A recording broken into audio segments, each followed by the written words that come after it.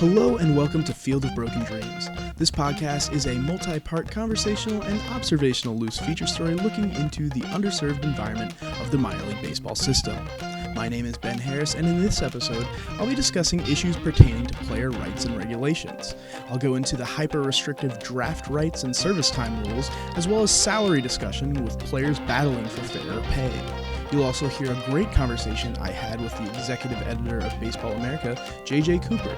But without further ado, let me start warming up in the pen.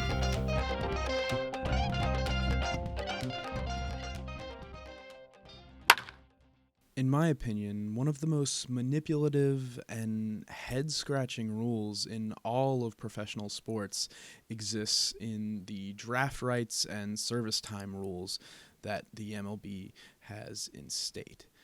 So the way that it works is these players are forced to sign the same contract. Everybody is kind of on the same minor league deal called the Uniform Player Contract. They're required to sign it, and it keeps players from being able to pursue better pay or benefits from other teams for 7 whole seasons. And there's a lot of very small contingencies within the definitions of service time. So service time is kind of recognizes the amount of time a player has spent on an active MLB roster. So a player becomes a free agent after they've reached 6 years of service time, and 1 year of service time in their contractual sense is 172 days. But a single baseball season lasts 187 days. So this player must be on a major league roster in all but 15 days of a typical season in order to accumulate 1 year of service time. So say a team has a top prospect that's pretty ready to be called up to the majors, like, for example, the Yankees did with Aaron Judge a while back. They decided to wait 16 days at the beginning of the season before they called up Judge, and this happens to prospects all over the place, and that guaranteed that they wouldn't be able to exit their service time agreement on their UPC until their 7th season of pro play because of these very manipulative service time rules. They're very team friendly and very restrictive. If your team drafts you, you're not able to look for any other contracts anywhere else for 7 whole years. You're just kind of stuck where you are. In terms of how it affects minor leaguers too, not just these top prospects that kind of go back and forth, it commits these minor leaguers to perform professional services all year round, despite the fact that minor leaguers are only paid during the season because they have to accumulate service time. So many players that are going to training and other team things like public appearances and other things, they have to be participating in work in their off season despite not being paid because they need to be able to continue their clock on their service time counter. So these contracts stick these players into these long-term deals where they can't leave, they can't go to another organization unless they're traded, and it's just not really fair at all. These contracts, with everybody signing the same ones, it is a huge problem. In fact, in a Washington Post survey, 83% of minor league players not only voice dissatisfaction with pay, but are also unhappy with the Uniform Player Contract because they're not able to negotiate their rights of not only who they're playing for, but also they don't own their images and likenesses in terms of marketability, because even now college athletes have that ability, yet a minor league ball player, his franchise is the only person or the only entity allowed to market him. Say a top prospect is playing on a minor league team and he wears number 16, and that minor league team starts selling number 16 jerseys, he's not going to see a dime off that. That's what those new college NIL rules changed. These guys can make money off of their own names and likenesses and insignia of recognizability. So by having this uniform contract that everybody has to agree to and having it be able to be manipulated by things like that 16-day rule that teams will take advantage of with getting their top guys under contract for an extra year in the long term, it's just kind of shady, and so many players think it's overly restrictive. I think, in my opinion, they should lower it to 4 or 5 years, or maybe put some player options in there somewhere. But nonetheless, it's a long time to have to be committed to one team, and with clock times being able to be altered by decisions the pro club makes, with things being able to be kind of shifted around and made into things that they're not because of very stringent rules, it's just not really fair in my eyes to have these very standardized and very long-term contracts when they first enter the realm of professional baseball. Welcome back to Field of Broken Dreams. I am now joined by JJ Cooper, who is the executive editor of Baseball America. JJ, thank you so much for joining me. And are you ready to talk some minor leagues? Ready and ready. All right. Well, my first question is kind of more personal than anything else, because right off the bat, I just kind of want to discover how the game reflects upon every individual differently. But that being said, what does minor league baseball mean and represent to you personally?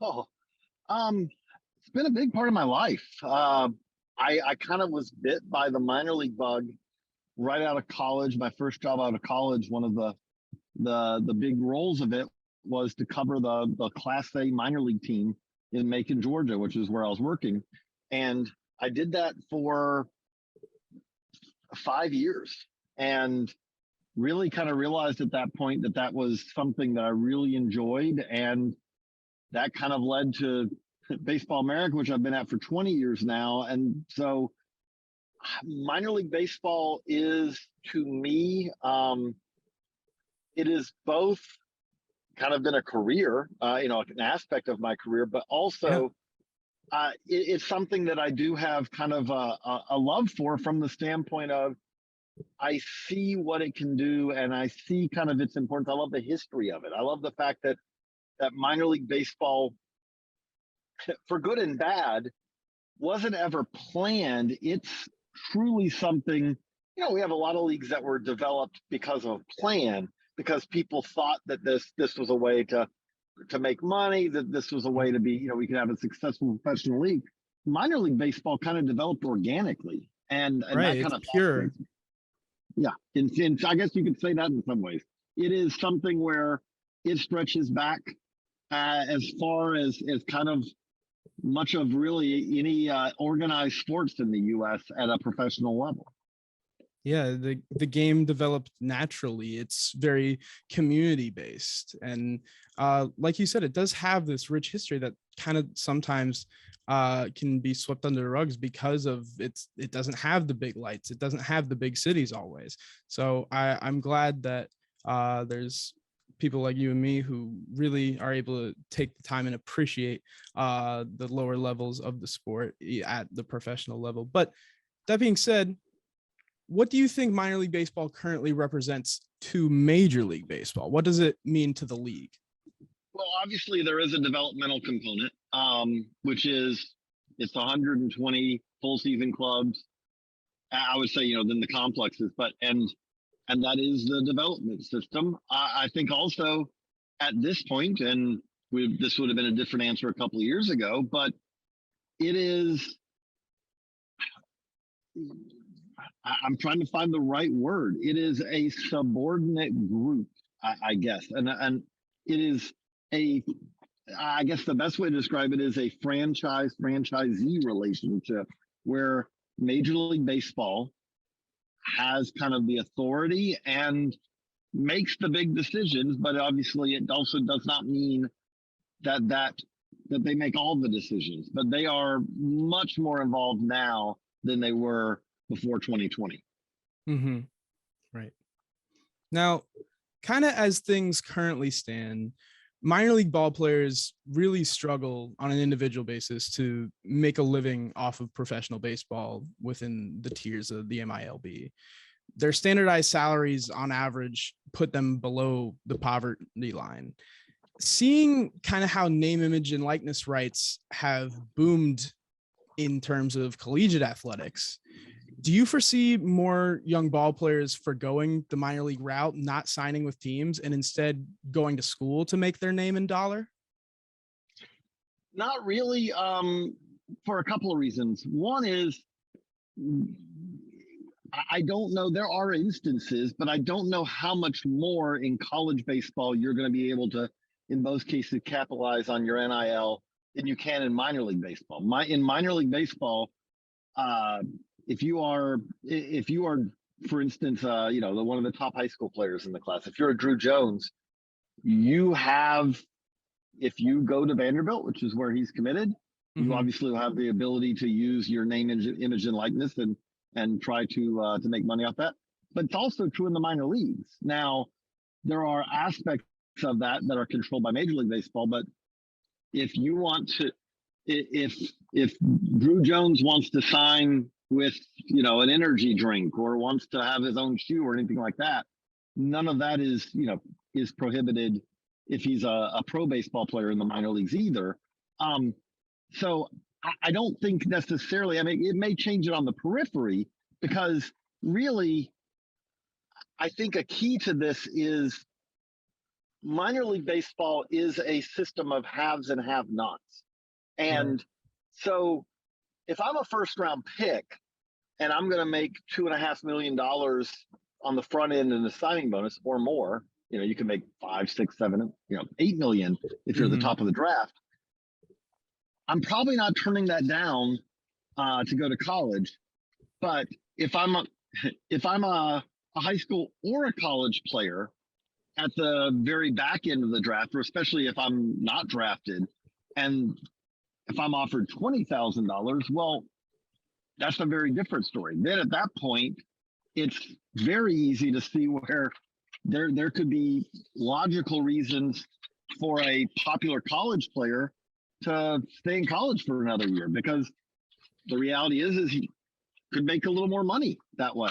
Because Yeah. again, if you're very popular and you're at a prominent school where they are going to have some NIL opportunities, but it's kind of hard to, I guess, in some ways, to paint with a broad brush, because there's very different situations depending on kind of where you slot in the draft process.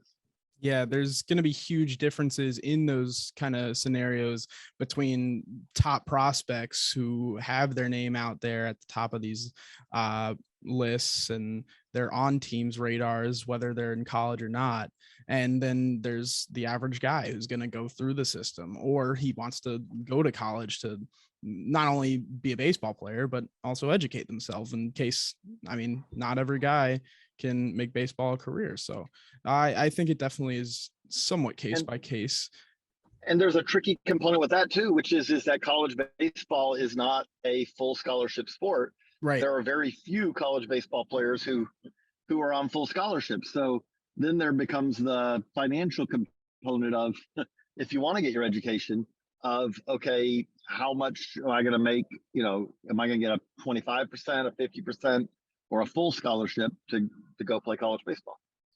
Do you think organizationally, minor league baseball or even major league baseball kind of could see the success of collegiate NIL as a sort of a threat to their system at all? No, because again,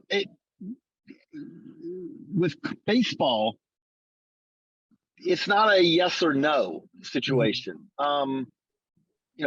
Wander Franco was one of the top prospects in the minors For years. obviously didn't go to college for years, for several years. And there's nothing that was preventing Wander Franco from signing endorsement deals when he was in the minors. So the only way that it really makes a massive difference for those players is if playing at a college is going to raise their profile to such a level that it gives them NIL opportunities that would not be out there otherwise. Now, in football right now, we are seeing obviously that not just the raising of the profile, but essentially that there are endorsement deals out there purely based on talent. We haven't seen nearly as much of that at the college baseball level yet. Maybe we will, but until that happens, I don't see it. It's kind of, it's not a real big divide right now, because It's right new. now, if you're going to have an NIL deal, it's going to be more based off of your own personality and Yeah. other aspects, more so than it's going to be based off purely off of talent. Now, kind of going more into those individual marketing and individual kind of public value aspects, we see in sports like basketball, players like Zion Williamson or Chet Holmgren become viral celebrities from the time they were 15, 16, so on. And at times, baseball as an industry has kind of struggled to get the common average fan invested and interested in even some of their biggest stars. While the committed baseball fan will know and will follow a few top prospects rather loosely, nobody's gathering around the TV or packing stadiums for these top minor league guys, really, for the most part. And obviously, there's no simple answer. Otherwise, Rob Manfred would be all over it. But what are some ways you believe could prove successful in marketing and attaching interest to these up and comers grinding and developing their way to the show? It's a tough question because, as you said, like, we're in a time right now where many of the top major league players are not nearly as successful in endorsements and, and going viral as they are in some other sports. And so to say, well, how is it going to happen for players who are not at the pinnacle of that sport? We don't see a whole lot of NBA D leaguers, G leaguers, I should say now. It used to be D leaguers, but G leaguers who are dominating in endorsements or virality either. But I do think, at the same time, I think that there is a lot more focus now, I guess, on the minors than there was from the prospect standpoint, as opposed to when I started Baseball America 20 years ago, there was not nearly the ability to follow it like on a day-to-day basis like there is now. I think you are seeing what MLB is doing right now with their porting top prospects games over to MLB TV, for instance. So yeah, I was watching Jack Leiter throw the other day. Yeah, right. Jack Leiter's second start in the minors was on MLB TV. Gabriel Moreno was on MLB TV last week. So you are having kind of situation like that, but at the same time, I think MLB's and MLB Players Association's first question is how do we make Shohei Ohtani and Mike Trout and Juan Soto and guys like that more prominent in the in national and international sports space before it is how do you make prospects more? Because the idea is if you do that well, then you are seeing it now. Vladimir Guerrero Jr. was much more prominent coming up through the minors than a player of his quality would have been 10, 15, 20 years ago. So we are seeing more of it and more awareness of it, but it is, I'd say, still a pretty minute level. Yeah, and I think there's just so many more ways to get the individual player and their name out there now with how fast social media moves and how fast highlight culture moves through the internet. You can see a superstar really budding in real time just from a random video you scrolled across. So I think guys like Vlad or Jason Dominguez, who like are these big highlight players when they're in the system, are able to gain like small individual followings. And I think that like being able to attach to the hope and the development and the intrigue of like these freaks that are coming through the system is something that's really interesting to kind of watch and see how the MLB's handling of those young stars in the majors kind of be able to apply and alter those strategies for the younger guys who are still coming up and still developing. So I think that intrigue is out there and possible. No, I think there is, on the individual basis, you are seeing. I just looked up while we were talking. Max Clark, who's going to be one of the best high school prospects in the 23 class. He's at 55,000 Instagram followers right now. Well, Oh wow. that's not a million, but that's 55,000 Instagram followers for a player who you have to be a pretty hardcore baseball fan Mm-hmm. to know that this is a name that you should know. Yeah. And that's a sign of just he has more followers than than a number of major league players. I'll put it that way. Oh yeah. So that's kind of an interesting component of this. The youth of the game is interesting because it gets consumed differently. So it's definitely interesting. Now, kind of shifting more towards the business side of things. Mm-hmm. The power dynamics of baseball currently lean so heavily towards the owners and the organizations. We just emerged from the brief lockout where the minor leagues were, in the event of no CBA deal being made, they were still set to play. Mm-hmm. The owners were going to stay rich no matter what. But if their backup plan can still be rooted back to their developing homegrown product, they know that something is intrinsically there in their system if that was going to be the baseball they put out this season if there was no CBA. Now, of course, opinions vary, but how do you feel that owners generally treat and feel about their minor league affiliates at this time? Okay, and I'll give the preamble, which is I'll give an answer based on my reporting. I try to, and I've tried to throughout this process. I've been covering the changeover in minor league governance for several years now, and basically, I think it serves me well to keep kind of personal opinions out of it. But I will share, when I talk to minor league owners, there is a certain, some will share kind of a feeling of, I wouldn't say entirely powerlessness, but definitely that it is an unequal power balance. They know that they are now, if you are an affiliate of baseball, you are operating in a Major League Baseball run system. And at the end of the day, just to give an example. So right now, I have a story that I just wrote for Baseball America about this. We're talking about the facility standards. Minor league operators know that they have to upgrade stadiums around the minor leagues to meet new development standards. And there is some agreement that there are things that need to be done. There aren't female locker rooms, and now there are a number of female staff and coaches, and they need a locker room.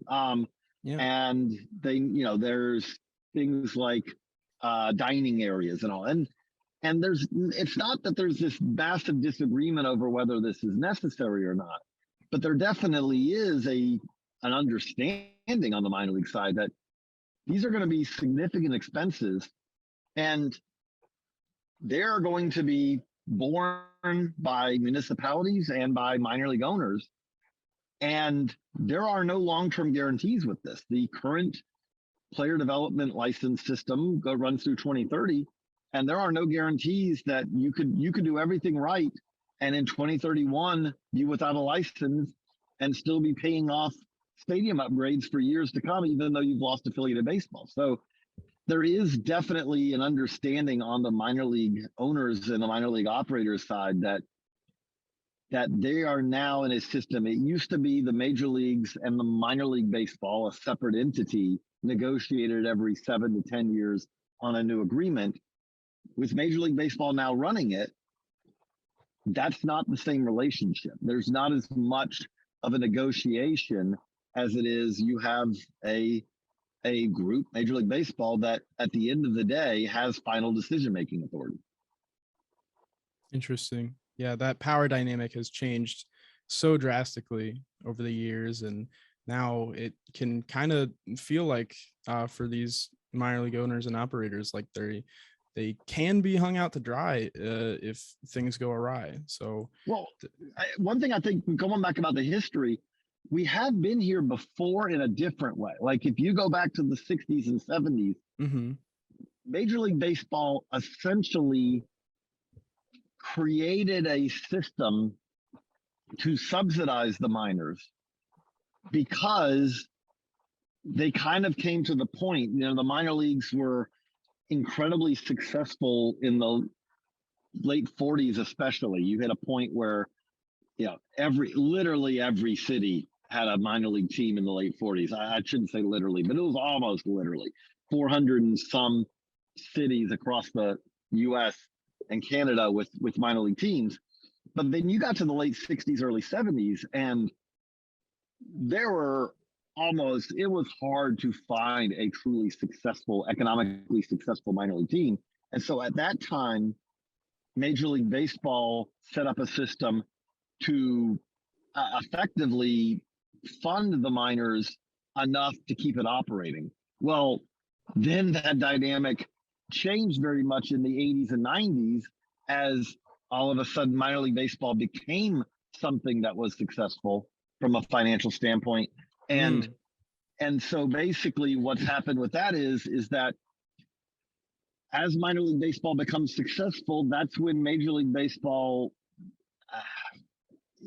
in the 90s, you had minor league owners who said that basically what happened is Major League Baseball owners became frustrated with how successful minor league baseball was. And so that's kind of been part of the power dynamic for the last, 3 decades. That's fascinating. I had no idea about like kind of how those dynamics kind of changed and why over time. That's really cool. It's something where wherever the minors and the majors are, it's likely to change in the next 10 to 20 years because that's the history of it over the last 120, 130 years at this point. Mm-hmm. Now, one big change that could be a huge factor in that could be minor league unionization. The rights and quality of life of the individual within the system are of great concern and priority right now. Organizations like the Advocates for Minor Leaguers, Our Baseball Life, and many others are actively fighting for the creation of a minor league players association or union. Now, let's say paperwork goes through, strikes happen, they unionize. Done. What do you think should be? That's a big wave of the hand. I know it's a big leap, but let's say it happens. Okay. What do you think should be priority number one, first order of business? Again, I'm not going to give I'll share what I've had when I talk to minor league players, when I've talked to people with these organizations and all. So, okay. I'm going to answer this in a complex way, but I hope this is helpful. Okay. The tricky part of this, when there are many tricky parts to minor league unionization, and part of that is, one of the trickiest parts is that there is a fear among many minor league players that if they did try to unionize, that if they're not a star, there could be collateral damage. And so there's a fear of that, I would say, that is out there. But also on top of that, if you had unionization, what is possible to happen is something that we see this at the major league level. At the major league level, we have the major league veteran who makes a lot of money because of free agency, right? Mm-hmm. And arbitration. And then we have the major league player who ends up getting 2 years of service time over the span of of 4 years, but Yeah, never hit arbitration, never hit free agency. going Well, back and forth and right. And if you help one of those, it probably it's going to hurt the hurt other, the as far as their financials. Like if you bump up if you make your focus the minimum salary, then it's likely that it's going to lead to trade-offs as far as arbitration, free agency, things like that. Well, at the minor league level, you have a similar dynamic, which is like when you said earlier, there are absolutely minor league players who are, I've known minor league players who had to give up playing because they could not afford to do it anymore. And that hmm is absolutely a component of this. But at the same time, you also have minor league players who are making $5, $6, $7 million in signing bonuses. And and the tricky part of this is that if if the focus is raising the minimum salary, right, which would make sense, like we're going to make the base yeah. salary to $35,000 a year. Well, and again, I just speaking to people on all parties of this, hmm there are people on Major League Baseball side who would point out, like if you look at the bonuses that are handed out every year across minor league baseball, well, that can get you to roughly $40,000 per player. But so with a effectively a wave of a hand, theoretically, one could get to where everyone in the minors is making $40,000 a year. But they would then quickly follow up and point out, but that means also that's 40,000 per player, and that's without the signing bonuses and things like that.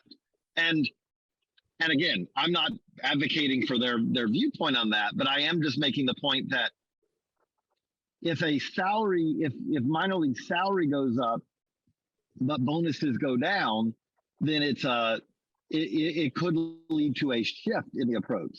I think though on the minor league, if the minor leaguers got a union, I think the key things they've already gotten some of the things are happening right now, which Yeah, is like a housing. housing is a very strong success for these advocacy groups because that's one of the biggest concerns that many minor leaguers have. I think the Absolutely. next step would be year-round pay. hmm That this is treated as a full-time year-round job, and that would come with it expectations of training and all that really kind of are almost there already. But year-round pay, higher, pay, especially at the lower levels of the minors, hmm those would be probably Spring the training biggest pay. priorities. Spring training pay, which I'll tell you right now, I feel confident in saying that is going to happen. Yeah. The court case that is going on right now, Senate versus Major League Baseball, is it's hard for me to imagine if you read just the summary judgments that have already been handed down before the case is reaches its final verdicts. That's coming. Spring training pay is coming because it's essentially a, a judge has already laid that out. But again, year round pay, things like that, I think would be by the time a union unionized, those would be probably top priorities. Yeah, I think a lot of it comes down to uh not even like massive overhauling change that unionization could very well bring, like you said, with the lowering of bonuses and the kind of the changing of how salary dynamics work there. But I think most kind of like what we're saying with these few issues is it comes down to a matter of players feeling secure and being able to feel comfortable within their minor league system. Because I mean, at the end of the day, everyone is going to want this system to succeed. So I think it's a matter of being able to fight for what needs to be provided. And right now, that is just a little bit of an uphill battle. But I mean, we're seeing Well, change. but there's also a second dynamic at work, which is we just saw. So, and again, past results do not indicate future Of trends, course. but we have seen Major League Baseball has essentially linked that they cut the number of of minor league teams. They cut the number of Yeah, minor I think league they cut players. 42 during COVID, right? Yeah, essentially, yeah. They cut from 160 to 120. There were 42 teams that lost their clubs because there were a couple that were added from outside of affiliated ball. But yeah, and that also brought with it a player limit of 180, which is a lower limit than before. And Major League Baseball said we're going to have fewer players, but we're going to also, and they did raise base pay at that point. And then they added soon thereafter, they added the housing component, which is now part of it. So there's also a second tension, which is it more important to make sure that the 180 player limit is maintained, but in return, you also accept a reduction. JJ, thank you so much for joining me. This was really informative and really productive, and I can't thank you enough for coming on and talking to me. That was fun. I love talking about the minors. The fact that you can be a professional baseball player in this country, playing for a team funded by billionaires, and not be able to support yourself, support possibly your family, is absolutely just irresponsible and ridiculous to me. The average minor league player is only making about $12,000 a year, and the annual salary for the rookie ball players is around $4,800, and then the highest level in the minors is about $14,000 for AAA players. And there's 7,000 minor league players, around 7,000 in the system every year, and these guys just are not being paid a living wage. Not only that, but the standard salary per week at the most average level is around $400 a week. 500 in single A, 600 in double A, and 700 in triple A. But the players are only being paid while they're playing during the regular season and the playoffs. However, because of service time rules, as I mentioned a little earlier, they're required to be a part of the team in some way, shape, or form, whether it's workouts, whether it's public appearances, all year round. So as a result of this, minor league players are not making enough money to be able to support themselves. They're the backbone of the baseball system, yet you've got guys fighting for public appearance opportunities to sign autographs at grocery stores for $50 gift cards, for $100 worth of gas. These guys are not able to support themselves. And while changes are being made, they're not ones that you feel good about. Because, yes, MLB did raise the salaries from 38% to 72% for the 2021 season.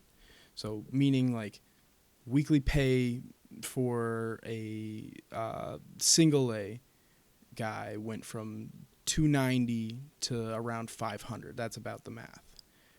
But that came at the expense of cutting 42 different minor league franchises and putting people out of jobs.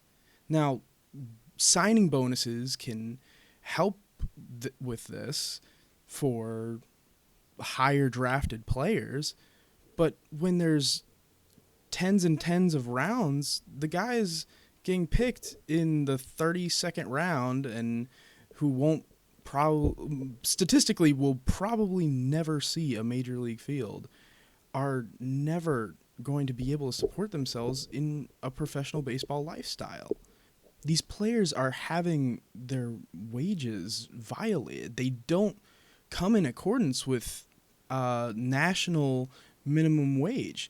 That's why in some places, like in California, they're having to change laws in order to give players any kind of a chance to make a livable wage. For all the work these guys do in spring training, they take home, what, $50? Like, they are not getting paid their salaries even though they're coming to work and showing up and putting in the hours every day. They don't have the overtime rights that most jobs do because because of the federal antitrust laws that exempt professional baseball from having to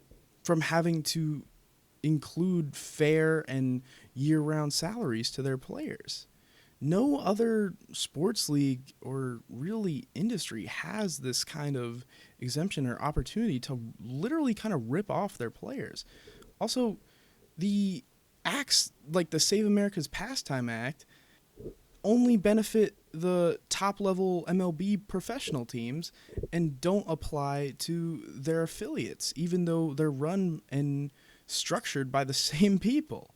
So, between antitrust and acts that are supposed to help baseball but end up hurting it at the smaller levels that are arguably more important to developing the sport, are causing absolute pain and chaos and causing players to be homeless, causing players to be in terrible financial debt situations caused by trying to pursue their dreams.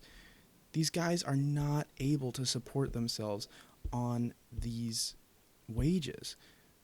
Players are landing multiple jobs, having to work day and night, not sleeping, not being able to be in charge of their body like a professional athlete should. The wages just are absolutely irredeemable and inexcusable. They violate the Fair Labor Standards Acts. They have no established minimum wage, overtime pay, real record keeping of hours, or even like youth employment standards.